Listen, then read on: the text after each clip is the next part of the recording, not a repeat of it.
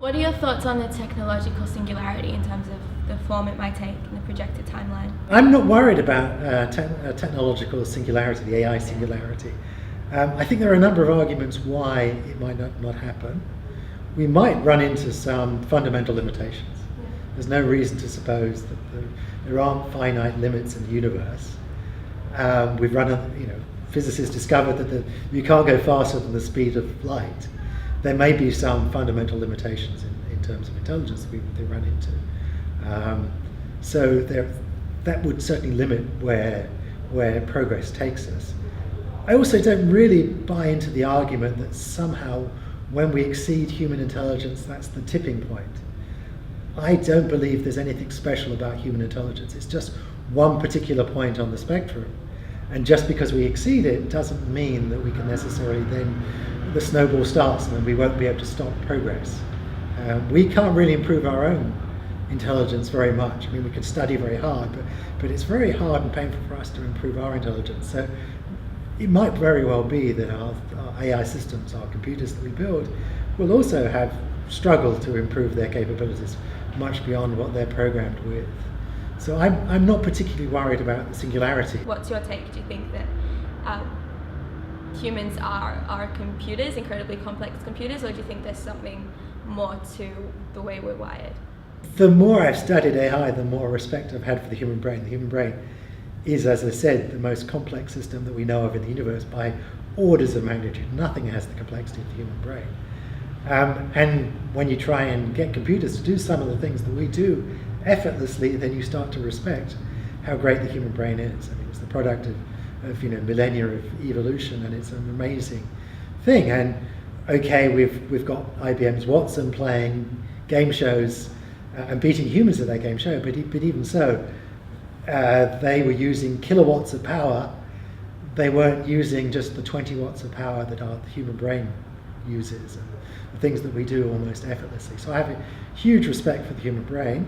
And there are some things about the human brain that we really don't understand. I mean, there are lots of interesting things like how do emotions fit in? All of us have emotions. There must be an evolutionary reason we have emotions. They may serve useful purposes in terms of our survival. Maybe we're going to have to make computers a bit more emotional. I think that's possibly quite likely. Maybe because that's the way you're going to get true intelligence out of computers, but also just so that we interact with them. We're going to spend more and more of our lives interacting with computers, and they're going to have to at least understand our emotions so that you interact with them well, so that they respond appropriately. I can see that you're getting angry. I should perhaps refer you to my manager. You're going to want computers to be able to understand emotions. They're going to be much better at interacting if they understand emotions. And perhaps they're going to have an emotional life of themselves, and that's going to help us relate to them and work with them. And then the other big chestnut is consciousness. What is consciousness? We don't understand what is consciousness. Whether when we evolve computers to be smart enough, intelligent enough, will they spontaneously have their own consciousness? And then if they do we have to give them rights? Do we have to, is it ethical to turn them off? Do we have to, are there ways that we're not allowed to treat them?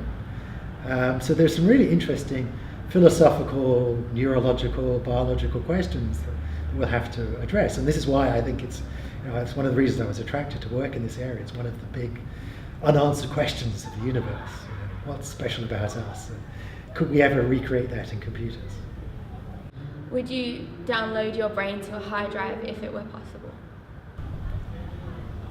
That's an interesting question.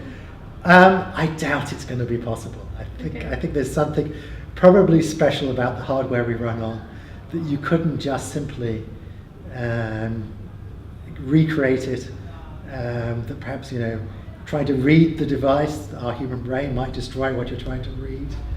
I certainly don't see myself gaining immortality by being able to do that. And actually, I don't really have much of a desire to be immortal. I think perhaps the beautiful thing about life is its finiteness. Well, thank you so much for your time, Professor.